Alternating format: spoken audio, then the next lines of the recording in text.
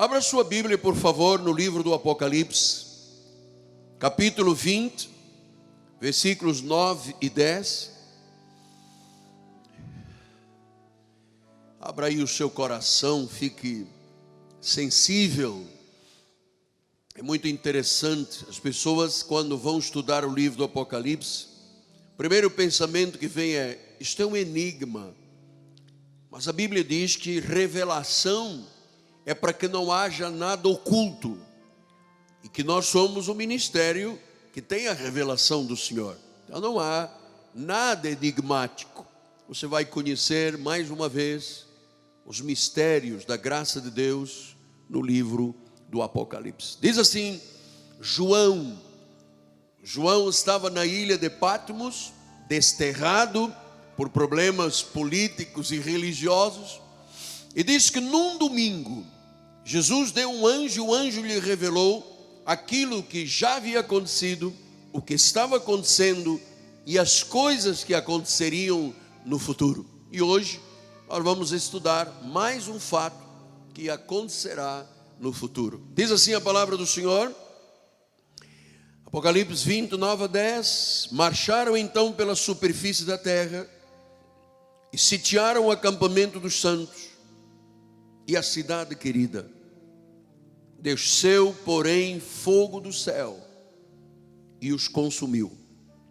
O diabo, o sedutor deles, foi lançado para dentro do lago do fogo e do enxofre, onde também se encontram não só a besta, como o falso profeta. E diz a palavra que serão atormentados dia e noite pelos séculos dos séculos. Que esta palavra nos traga agora força para viver, coragem para vencer.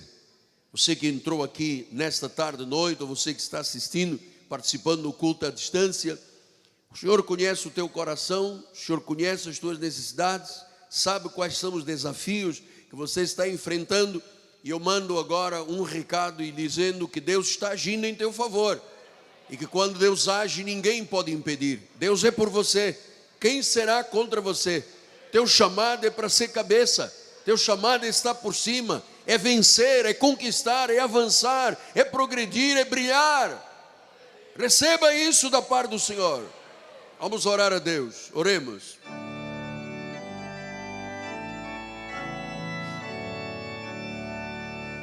Senhor Jesus Cristo, a igreja está reunida em teu nome. Aqui está a tua noiva. São homens, mulheres, anciãos, jovens. Aqui estamos, ó Deus, independentemente da nossa posição social, status quo de vida, somos uma noiva, somos um corpo bem ajustado, o corpo de Cristo, a família de Deus. E nós queremos, Senhor, ouvir a tua voz. Queremos conhecer os desígnios destas palavras que tu disseste que seriam bênção para quem as ouvisse e guardasse. Então fala-nos em nome de Jesus, e o povo de Deus diga amém, amém e amém. Muito obrigado, meu bispo. Santos preciosos de Deus, povo eleito, família bendita, aqueles que são selo do meu apostolado, são cartas escritas pelo Deus vivente, são tijolos desta construção, pedras vivas desta construção. É um chamado santo, um chamado a proclamar as virtudes do reino. Meus amados filhos, nós acabamos de ver aqui que um conjunto de seguidores de Satanás diz que, versículo número 9, bispo, por gentileza, diz que eles marcharam pela superfície da terra, sitiaram o acampamento dos santos, a cidade querida. Você sabe que estas nações, diz o versículo 8, se você se lembra do domingo passado, disse que estas nações seriam Gog e Magog. Estudamos na semana passada. Gog e Magog são as nações que serão enganadas por Satanás. E disse que, voltamos agora ao versículo 9, de que eles marcharam pela superfície da terra e sitiaram o acampamento dos santos. Quem são os santos? Todos os que confiam, creem em Jesus Cristo e o recebem como Senhor e Salvador. Portanto, a igreja de Jesus é chamada da igreja dos santos. A nação de Israel é considerada santa diante de Deus. Os mártires são chamados de santos. Aqueles que governam o reino nesta terra são chamados de santos. E diz a Bíblia Sagrada que eles sitiaram o acampamento dos santos. Portanto, houve um ataque sobre o povo de Deus, a nação de Israel, a igreja de Jesus Cristo. Mas ele deu aqui uma referência, ele disse, a cidade querida. Quem é esta cidade querida? É a Jerusalém terrenal, lá onde está Israel. A cidade querida é a Jerusalém terrenal. O profeta Isaías, no capítulo 2, versículo 3, ele falou sobre isso, ele disse, irão muitas nações e dirão, vinde, subamos ao monte do Senhor, à casa do Deus de Jacó, para que nos ensine os seus caminhos e andemos pelas suas veredas, porque de Sião sairá a lei e a palavra do Senhor de Jerusalém.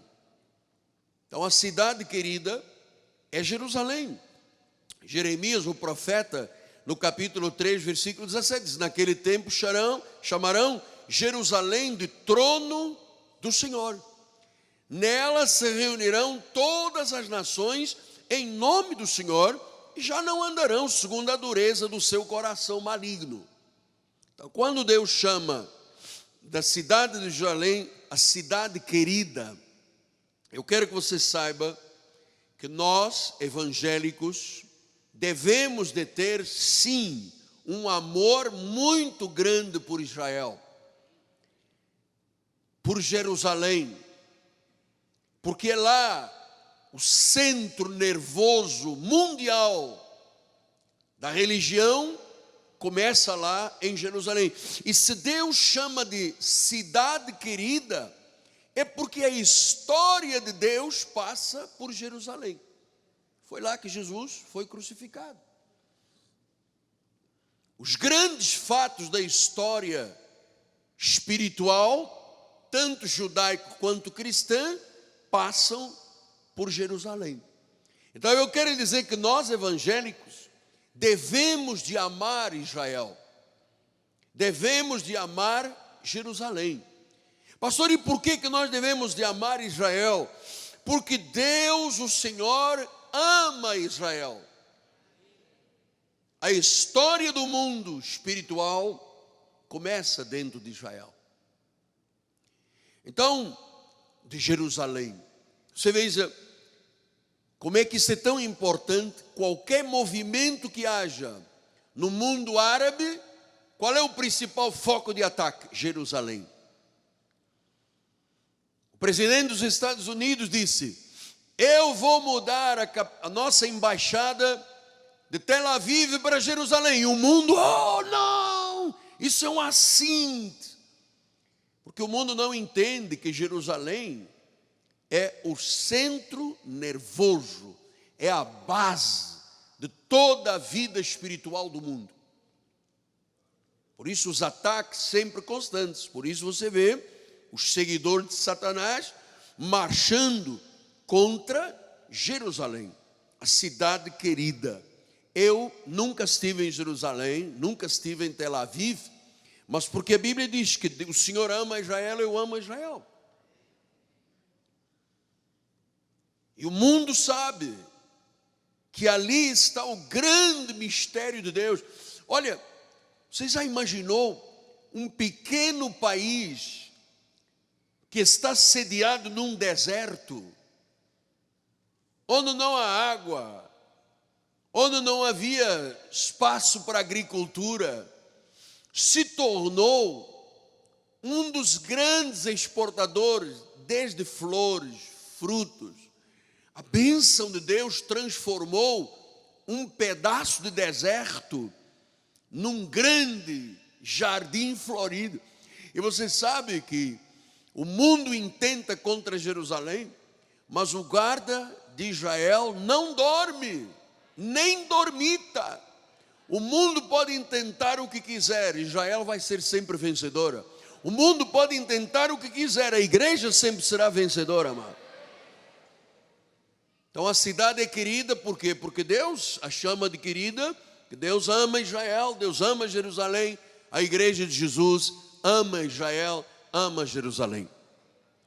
Então, diz que desceu fogo, versículo de número 9, vamos voltar, diz que desceu fogo, diz que os fogo do céu e os consumiu. Então eu queria agora que você soubesse qual é o significado deste fogo que desceu do céu e os consumiu. O que isso quer dizer para a vida prática espiritual? Toda a ousadia de Satanás terminou e terminará num catastrófico fracasso. Não há como lutar contra o Todo-Poderoso. Olha, não há como lutar contra você, meu amado. Você sabe que quem tentar tocar em você vai tocar na menina dos olhos de Deus? Diz que toda arma que for forjada contra nós não prevalecerá. Deus disse: eu sou contigo. Você está crendo nisto? Deus é contigo, não se acovarde, não baixe a cabeça, não curva os seus ombros. Deus te chamou para você vencer nesta terra. Ele é por você, não importa quem seja contra. Maior é aquele que está em nós do que aquele que está neste mundo. Então, o fogo devorador, aniquilante, será contundente. E aqui mostra a derrota final de todas as forças do mal. Este versículo mostrou de forma fulminante e sumaríssima esta justiça feita por Deus, que acaba com toda a possibilidade de qualquer intento da parte de Satanás. Agora vamos para o versículo de número 10. Diz que o diabo, o sedutor, foi então lançado para dentro do lago do fogo e do enxofre. Sabe que essa expressão, o diabo, o sedutor, a expressão do original grego é ho diabolos ho planon. Ele é um sedutor. Esta manhã nós estudamos aqui sobre a voz do profeta, a palavra do profeta, e nós vimos como um rei, aliás, como um iminente juiz, foi seduzido pela voz do diabo através de uma mulher chamada Dalila. Então nós precisamos saber que o ho diabolos ho planon, que ele é um sedutor. Tudo que é contrário a Deus é sedução, é engano. Paulo ensinou isto aos Colossenses e disse: cuidado, que ninguém vos engane. Então, a sedução do maligno, João 8,44 diz isso: vós sois do diabo, que é o vosso pai, quereis satisfazer-lhe os desejos. Ele foi homicida desde o princípio, jamais firmou na verdade, porque nele não há verdade. Quando ele profere mentira, fala do que lhe é próprio, porque é mentiroso e é pai da mentira. Então a igreja de Jesus não pode ter parte com nada diabólico, sedutor, manipulador, não pode. Paulo, escrevendo aos Coríntios, disse: nós não mercantilizamos a palavra. Esta é uma sedução que adentra a igreja, que é fazer mercantilismo, negócios com a palavra. Pedro foi mais profundo. Ele disse: cuidado, fazem comércio de vós. Então nós sabemos que mercantilismo na obra de Deus, comércio na obra de Deus, tudo isso é parte de quê? De um sedutor. O diabolos hoplanon, o diabo sedutor deles. João 10:10 então diz o que ele veio fazer. Ele veio somente, para mais nada, somente para roubar, matar e destruir. Matar, roubar e destruir. Mas Jesus disse, olha, eu vim para que tenham vida e a tenham em abundância. Amado, eu tenho esta experiência na minha vida, vida em abundância. Eu experiencio isto todos os dias da minha vida. A vida emocional abundante, a vida com Deus, as minhas relações, é uma vida de abundância. A vida espiritual com Jesus Cristo não é uma vida de mediocridade, não é uma vida de apoucamento, não é uma vida de humilhação, é uma vida vitoriosa. Então, diz que ele, vamos voltar lá em versículo 10, diz que ele foi lançado para dentro do lago do fogo e do enxofre. Diz que lançado, e diz que lá está o falso profeta, lá estão todas as manifestações diabólicas da terra. Falso profeta, o anticristo, a besta, diz que foram lançados. E esta palavra ser lançada significa o quê? Que alguém teve autoridade superior para lançar. E quem é que tem autoridade superior? O soberano, o todo-poderoso Jesus Cristo. E diz que lá, nesse lago de fogo e enxofre, onde o sedutor foi lançado, onde o diabo foi lançado, já se encontram a besta e o falso profeta. Então, o que significa isso na prática, a besta e o falso profeta? Todos os seguidores de Satanás.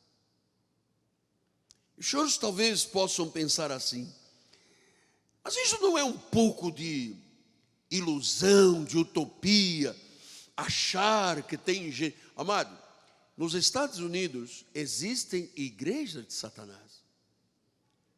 Na Argentina existem igrejas de Satanás. Aqui existe um mover de ocultismo tão grande, que são movimentos de Satanás. Então diz que todos os seguidores de Satanás, a besta, o falso profeta, diz que lançados lá, serão atormentados de dia e de noite pelos séculos dos séculos. Então agora quero abrir aqui um parênteses para lhe explicar um fato muito importante. O cristão, quando terminam os seus dias, aqueles dias que estavam inscritos no livro da vida, quando nenhum deles havia ainda, Salmo 139, diz que quando os dias se completam, o Senhor escreve, olha, cada pessoa tem os dias que Deus determinou para a sua vida.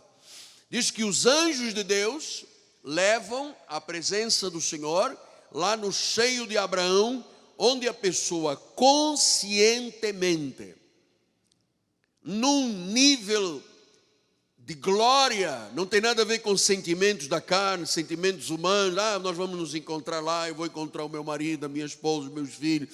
Este é um nível de glória, é um nível que extrapola o sentimento e as emoções humanas. Lá não haverá casamento, não haverá luto, não haverá dor, não haverá pranto, não haverá lágrimas, porque estaremos num corpo glorificado. O corpo glorificado não tem os sentimentos que tem um corpo de carne.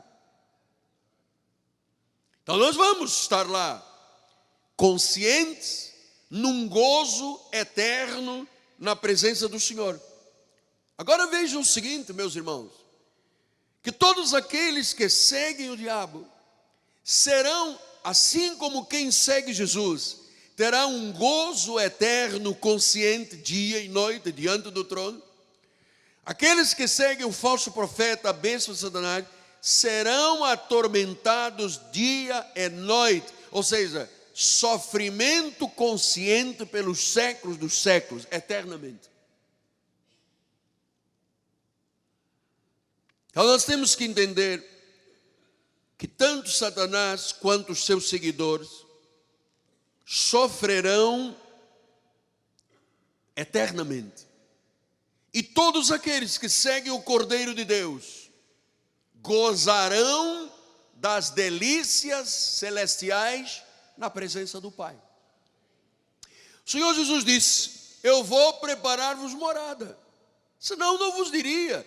Então nós temos como eternidade uma vida de gozo, de alegria. Amado, mas o que isso tem a ver? Nós estamos aqui no dia... Tem tudo a ver, porque a vida espiritual não é só este dia a dia da igreja. Jesus disse ainda que morram, viverão. Então nós temos consciência, nós evangélicos cristãos, que a coisa não termina quando fecha o caixão. Ali apenas estará uma casa vazia e o inquilino já foi. Porque nem a morte nos toca, disse o profeta Isaías. Antes de chegar a morte, o Senhor recolhe a ovelha dele. Então tudo isso é consciente, tudo isso é eterno, tudo isso é gozo espiritual, tudo isso é parte daquilo que é a vida espiritual de uma pessoa. Eu não estou na igreja apenas no cumprimento de um tempo. Eu venho ao culto, eu faço as minhas ofertas, os meus dízimos e acabou a minha vida. Não, eu estou aqui numa peregrinação. De lá eu vim, do concílio de Deus, me tornei carne no seio de uma mulher, meu espírito já era predestinado em amor. Houve um tempo que eu estive longe, você esteve longe, mas porque éramos predestinados, o Senhor nos aproximou, nos cobriu de misericórdia. Estamos na igreja, no cumprimento da nossa salvação, porque a Bíblia diz que ninguém é salvo se não confessar a Jesus com a sua boca, crendo com o seu coração. Então estamos no cumprimento de uma peregrinação e diz que para lá voltaremos. Eu não quero nunca imaginar que um crente possa pensar que a sua vida termina quando parar o coração, porque a estatística médica diz que o coração de uma pessoa normal bate 2 bilhões de vezes, que quando se completam 2 bilhões de vezes, começa a fraqueza e a pessoa para e morre. Na carne, mas a vida continua. Assim como quem tem Jesus terá gozo eterno, consciente, quem não tem Jesus terá um sofrimento atormentador, dia e noite, para sempre. Agora veja, diz que é num lago de fogo e de enxofre. A diferença entre o seio de Abraão, um lugar de gozo, de alegria.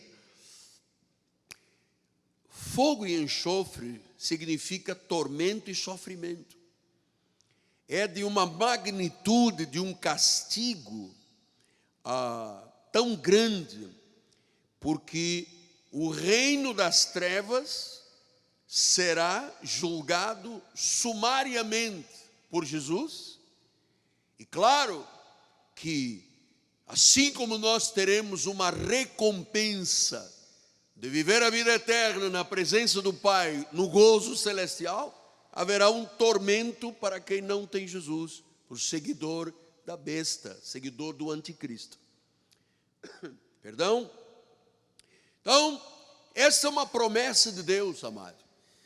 E que nós temos que ter consciência que estas revelações aqui não são meras palavras aqui fora de um contexto. Isto tudo está dentro de um contexto espiritual, que eu creio.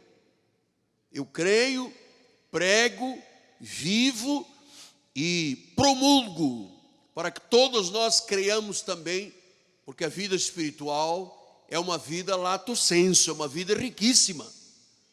Nós não estamos aqui para acender vela de 7 dias de cabeça para baixo, catular a língua, o alto da cabeça e a planta dos pés. Nós não somos ocultistas, nós somos espirituais. Nós cremos num Deus vivo. A nossa celebração é uma celebração de louvor e de adoração, e diz que Deus se faz presente no meio do culto, amado. Isso é maravilhoso. Por isso você deve vir à igreja sempre bonito, bem arrumado, para o encontro com o Pai, com o Rei, com o Senhor, com o Soberano. Agora, apóstolo, perdão, desculpe, estou uma mentirinha aí de gripe, mas estou muito feliz, hein? E aqui cheio do poder de Deus. Eu sinto fogo nos meus ossos, hein? O senhor acabou de mostrar o que Deus já determinou como julgamento para aqueles que são seguidores da besta, do anticristo e de Satanás. Eu queria agora, apóstolo, tenho direito, eu quero ouvir que nós, evangélicos cristãos, temos como promessa do Senhor. E eu quero lhe deixar hoje algo que Deus colocou no meu coração, que está no livro de Apocalipse 2,17, e que será muito importante para a sua vida. Eu disse no início da mensagem, eu sei que há pessoas aqui que estão enfrentando desafios, lutas, problemas, obstáculos, e às vezes a pessoa olha para si num espelho e diz: uau, eu nunca me livrarei desse problema, nunca vou ver vitória, a doença está constante, como é que vai ser a minha vida? Olhe só a promessa que é o outro lado da moeda deste rito sumário que Deus deixou aqui contra Satanás, a besta, o anticristo e o falso profeta. Disse assim João, quando ele escreveu no capítulo 2, versículo 17: quem tem ouvidos, ouça o que o Espírito, com letra maiúscula, o Espírito Santo, diz às igrejas. Significa que não foi só para aquelas 7 igrejas da Ásia Menor, é para a nossa igreja esta noite, e para todos os que seguem Jesus à volta do mundo. Ele disse: ao vencedor. É muito importante agora que você comece a se imaginar um vencedor, porque o homem é aquilo que ele imagina em sua alma. Deus não olha para os seus vendo os perdedores, vendo os derrotados. Ele diz que aquele que tem Jesus Cristo é um vencedor. Haja o que houver, aconteça o que acontecer, como dizia o meu patrício português, haja o que haver, você já é vencedor. Você já é vencedor. E diz que ao vencedor, o Senhor diz: olha, para aquele que me segue, aquele que paga o preço, aquele que é fiel, aquele que é ousado, aquele que é comprometido, aquele que não se envergonha do Evangelho, aquele que não me nega, porque muita gente anda com a Bíblia debaixo do braço e nega Jesus. Na hora da dificuldade, da luta, ele disse: eu não conheço Jesus, como fez Pedro. Na hora em que questionaram Pedro, disseram: esse homem andava com o mestre. Ele disse: mestre, quem é? Não conheço. Quem é? Onde está? Quem é? E Jesus disse: o dia que você ouvir cantar o galo 3 vezes, você vai se arrepender. Então há muita gente que quando vem o aperto, a dificuldade, a luta, já deixa de ser dizimista, já deixa de vir à igreja, já não acredita tanto, já desconfia de Deus, já põe a Bíblia de lado. Então ele disse: olha, o vencedor não tem esta prática. O vencedor é vencedor e ponto final. Foi Deus que o qualificou, foi Deus que o capacitou, foi Deus que o chamou, foi Deus que o selou para o dia da redenção, amado. E ele disse: olha, para o vencedor, para o cristão fiel, não é o tico-tico do fubá, vem, não vem, estou bem, estou mal. Não, fiel. Fiel é fiel, amado. Eu disse: eu vou lhe dar um maná escondido. Eu vou lhe dar uma pedrinha branca, e sobre essa pedrinha está escrito um novo nome, o qual ninguém conhece, senão aquele que o recebe. Você sabe que quando Deus me falou sobre isto, o Senhor disse: olha, Miguel, explique isto à minha igreja, porque Deus ama muito a sua igreja. Você tem ideia do quanto Jesus te ama? Você tem ideia do quanto Deus opera na tua vida? Eu vou dizer uma coisa: até quando estás dormindo, Deus está trabalhando em teu favor. Dormindo. Ele é o nosso pastor. A Bíblia diz: nada nos faltará. Ainda que ande no vale da sombra da morte, eu não temerei, tu estás comigo. Então, diz que o vencedor, o Senhor disse: Miguel, eu amo tanto a minha igreja, que eu quero que a minha igreja saiba que eu a olho e a vejo num estado de original, um estado original de perfeição. Você não tem mancha, você não tem ruga, você não tem defeito. Éramos como carmesim, vermelhos, mas diz que o sangue de Jesus Cristo nos lavou, e daquele carmesim nos tornamos alvos como a neve. Você acha que Deus trabalha com pecadores? Nós fomos pecadores, nascemos de Deus. A Bíblia diz que quem está em Cristo é uma nova criatura. As coisas velhas passaram, tudo se fez novo. Temos a imagem e a semelhança do Senhor, e Ele selou. A Bíblia diz que somos selados para o dia da redenção, e no meio de todas as coisas da vida, nós somos mais que vencedores. Então, por favor, não saia daqui esta noite achando que alguém te derruba, uma doença acaba com você, porque você tem o selo da vitória na sua vida. Então o Senhor disse: eu olho a minha igreja e eu a vejo num estado original de perfeição. E o Senhor disse: Miguel, eu recompenso os meus filhos. Você sabe então que a igreja tem que ter essa noção. O pecado nasceu pelo desejo de Lúcifer. Lúcifer disse que queria ser como Deus, destruiu a harmonia no céu, e o Senhor o expulsou e caiu aqui nesta terra. No livro de Romanos 5,12 ele disse: portanto, assim como por um homem entrou o pecado, por Adão, através de Satanás, e o pecado trouxe a morte, e a morte passou a todos os homens, porque todos os homens pecaram. Então este foi o resultado desse desafio, quando Lúcifer disse: eu subirei aos altos céus, eu me sentarei no trono e eu serei como Deus. Chama-se isto livre-arbítrio. Aí começou o livre-arbítrio, entende, Lipe? Aqui começou o livre-arbítrio.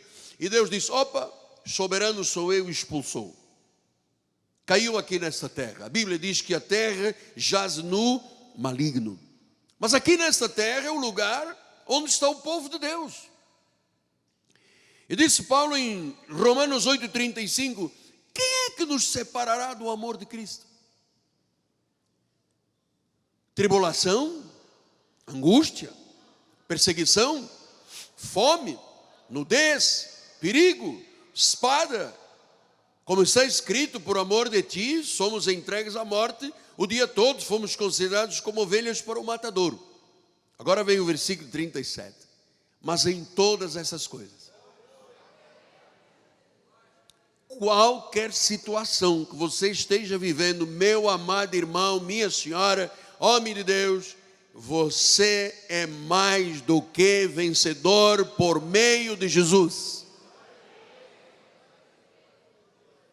Você recebe essa palavra? O seu espírito está aí concordando com o Espírito de Deus?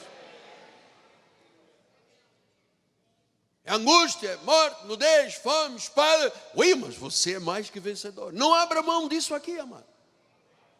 Porque o outro lado vai dizer: não, senhora, você vai perder, você vai morrer, você vai perder, você vai sofrer. Não, rechace. Diga: dentro do meu espírito há uma palavra de vitória.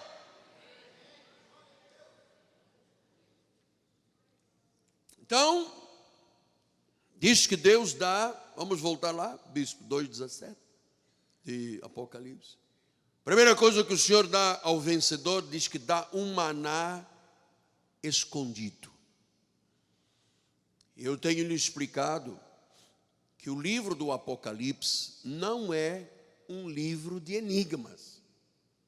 Não é para dizer: oh, coisa bonita, oh, glória, oh, mistério, e ficar no mistério. Igreja não pode viver no mistério. A igreja tem que ser revelada a palavra. Ou é Deus que está agindo, ou não é Deus que está agindo. Então, se é Deus agindo, o que significa que Deus disse que vai dar ao vencedor um maná escondido? Isso tem a ver com o que, apóstolo? tem a ver com a vida interior do Espírito Santo. Tem a ver com algo que ninguém conhece. Só você e Deus. Só eu e Deus. Porque no meio das lutas, no meio dos contratempos, no meio das tentações, no meio das mentiras da vida, nós temos dentro de nós um coração que pulsa com o coração de Deus. E ele está lá como um maná escondido.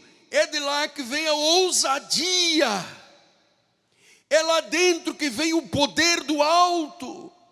É lá dentro que tem a vitalidade da vida. É lá dentro que tem o nosso espírito, que é alimentado com a palavra. E no meio das lutas, das tentações, das doenças, há um maná escondido que te diz: eu sou forte.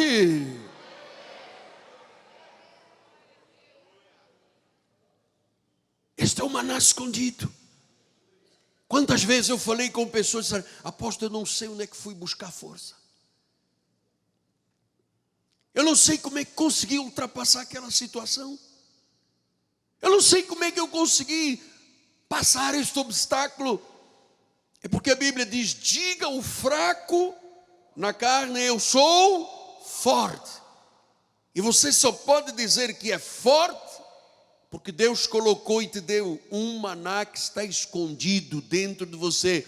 É o Espírito Santo que está lá dentro, no recôndito do teu coração. Você sabe, amado, nestes 40 anos de pastor e 43 anos de pregador, amado, você não imagina as lutas que eu já tive.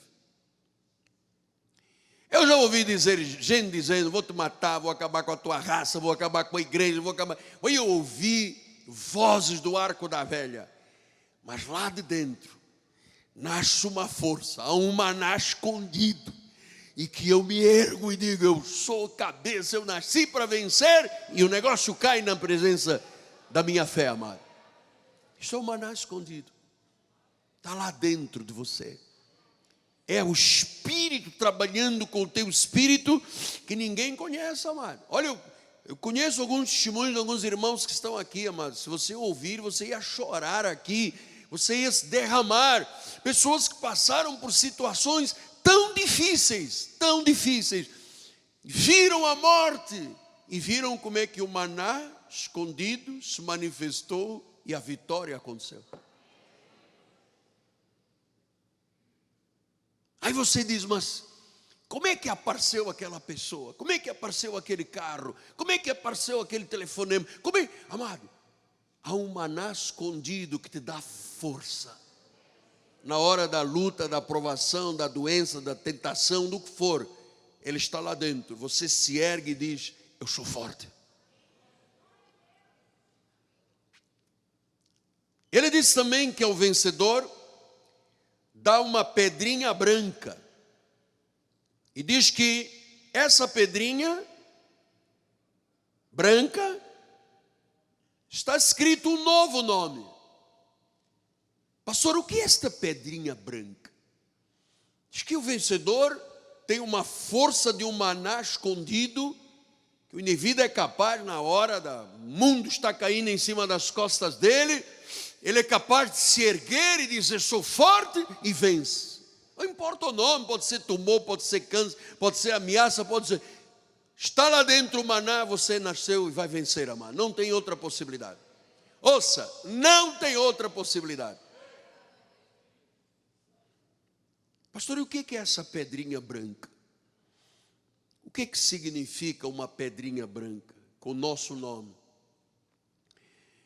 Pedrinha branca significa inocência, significa absolvição, significa pureza. Ou seja, o vencedor foi absolvido por Jesus, perdoado nos seus pecados, justificado, não há mais nada contra ele, não há acusação, não há absolutamente nada que intente contra a tua vida, porque é Deus que te justifica. É Deus quem te justifica. Mas a Bíblia fala em pedra preta na Bíblia. Pedra preta é culpa e condenação. Pedra branca significa dignidade, significa que nós não temos condenação, que já fomos justificados, santificados e inocentados. Pastor, e ela é branca por quê também?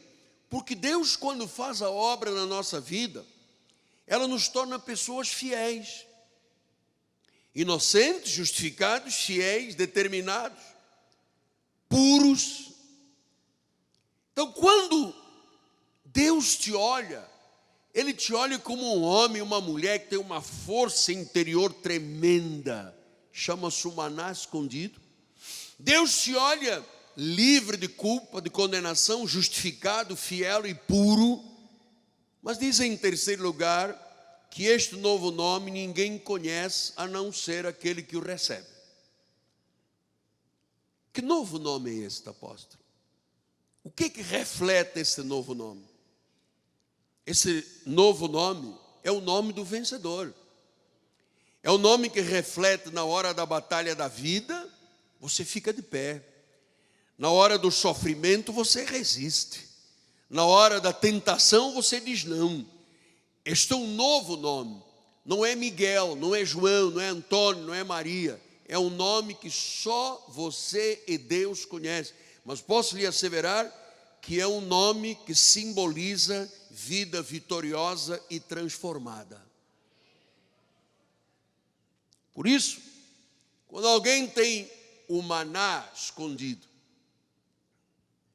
quando alguém tem esta pedrinha branca na sua vida, quando alguém tem o seu novo nome escrito, que só ela e Deus conhecem, essa pessoa foi regenerada, foi transformada, ela é a imagem e a semelhança de Deus nesta terra. Por isso eu não acredito que uma pessoa salva, que tem o maná, que tem a pedra, tem um novo nome. Nós tínhamos uma irmã muito fiel aqui na igreja, apóstolo. Era muito dedicada, era fiel dizimista, mas ela voltou para a macumba. Não é possível. Ela nunca foi convertida. A irmãzinha ou irmãozinho estava na igreja, cantava, batia palmas, voltou a oferecer oferendas a Iemanjá. Ela nunca foi de Jesus. Nunca. Porque a pessoa que tem Jesus Cristo no seu coração, ela é regenerada, transformada. Ela tem um maná escondido. Ela tem uma pedra branca de inocência. Ela tem um novo nome transformador na vida dela.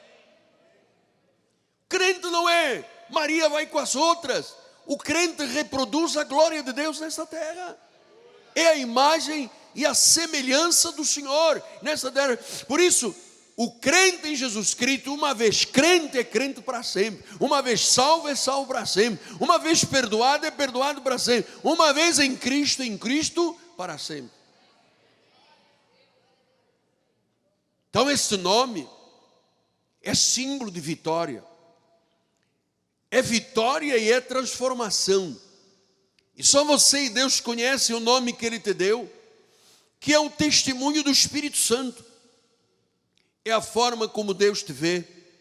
Paulo tentou explicar isso aos Coríntios, 2 Coríntios 5,17, ele diz, se alguém está em Cristo, você está em Cristo? Eu não estou de passagem em Cristo, eu sou um espírito como Ele. Se alguém está em Cristo, é uma nova criatura. As coisas velhas, o passado, o pecado, o castigo, a condenação, o diabo, o inferno, já passou da tua vida. Eis que tudo se fez novo. E é novo porque lá dentro do coração tem um maná escondido. Aquela força de Deus. Sabe que o maná no deserto era o alimento do povo do deserto. Então, aquela força de Deus, quando você está diante de circunstâncias, diante de problemas, e que você se levanta e vem lá de dentro uma força, uma energia, que você diz, ué, mas como é que eu consegui? Como é que foi possível? É porque lá dentro tem um maná escondido, tem uma pedrinha branca de inocência, de justificação, tem um novo nome de vitória, um nome de transformação. Por isso Paulo escreveu aos Efésios 4:24, ele diz: e que vos revistais de um novo homem, bispo, um novo homem, que não é criado, no meu caso, pela dona Laura e o senhor Amilcar. É um novo homem criado segundo Deus,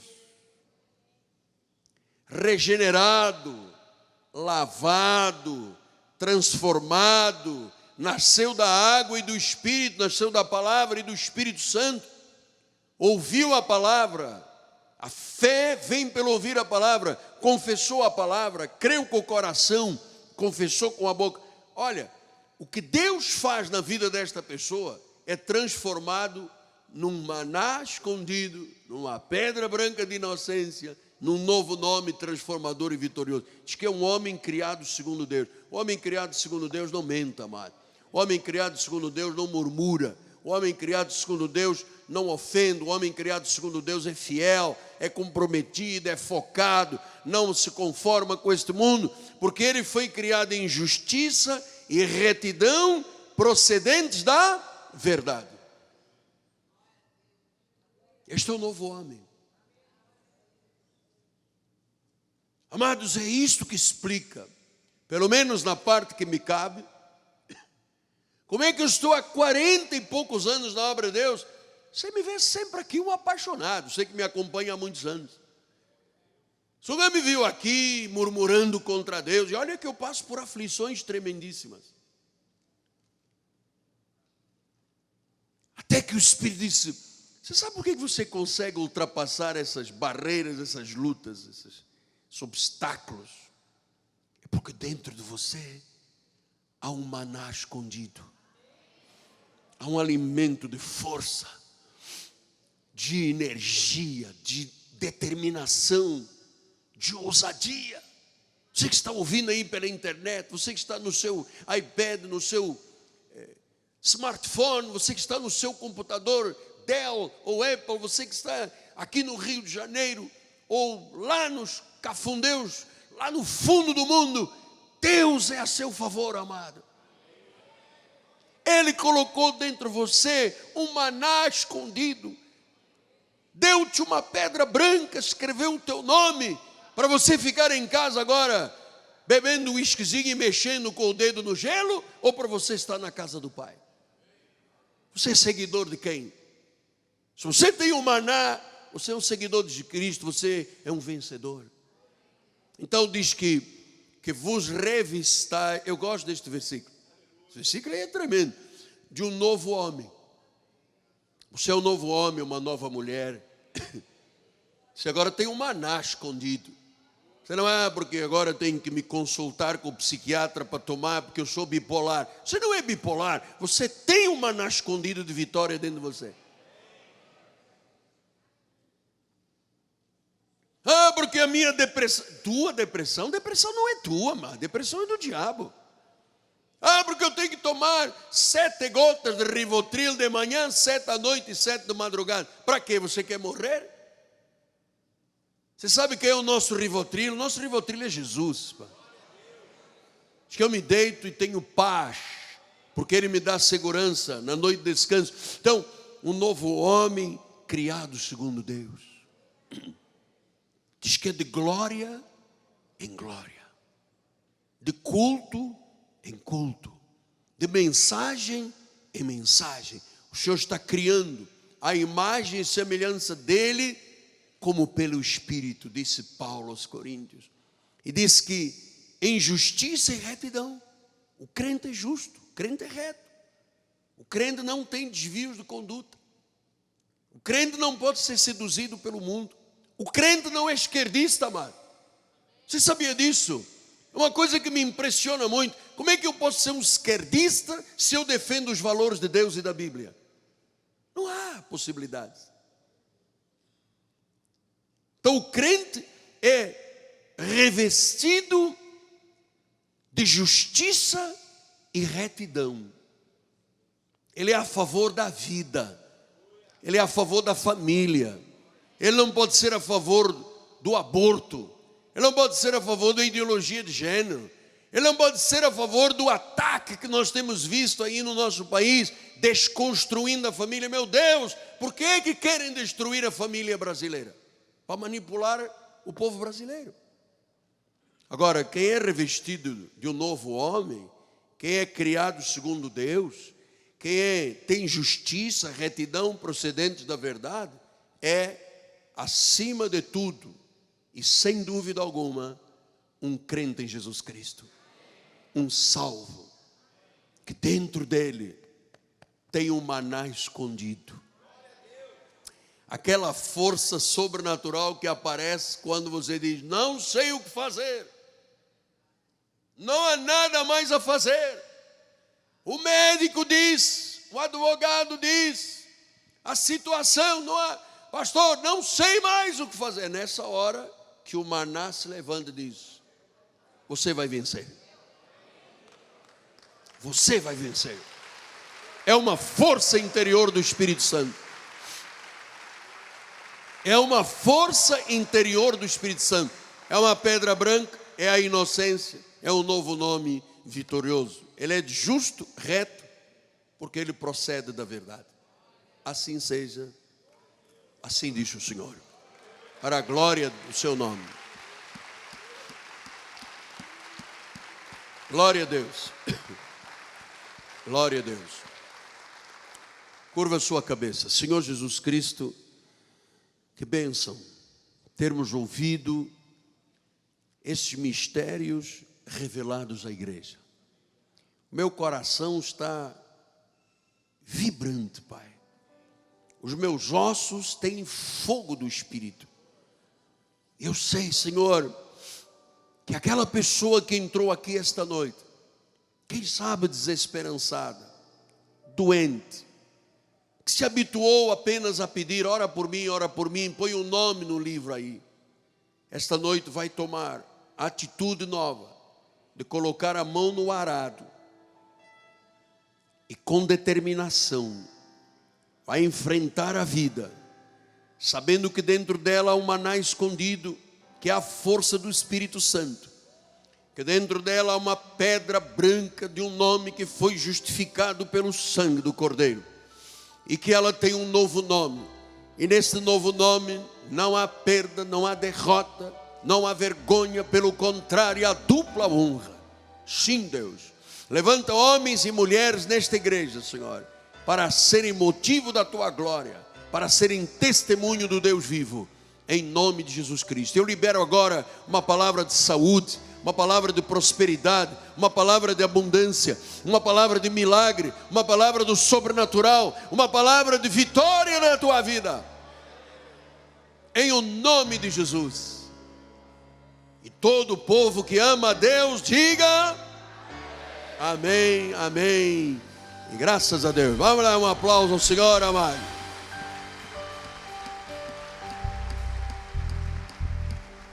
E não se esqueça, se você enfrentar uma batalha, você tem um maná escondido.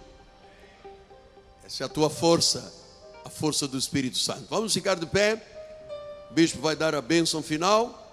Os irmãos puderem ficar um minuto mais, vamos louvar ao Senhor. Quem precisar de voltar à sua casa, quarta-feira, uma grande e poderosa noite, não falte. Quinta-feira é feriado, podemos fazer aqui um barulho santo. Na próxima quarta-feira. Bispo. Estenda suas mãos para o altar, por gentileza. Que a graça e a paz de nosso Senhor e Salvador Jesus Cristo, o amor de Deus e as manifestações do seu Espírito se manifestem para todo sempre na vida do teu povo, na vida da tua igreja, que é uma igreja santa, que é uma igreja que está sendo sustentada com este maná poderoso, em nome de Jesus. E o povo de Deus diga amém e amém. Glórias a Deus.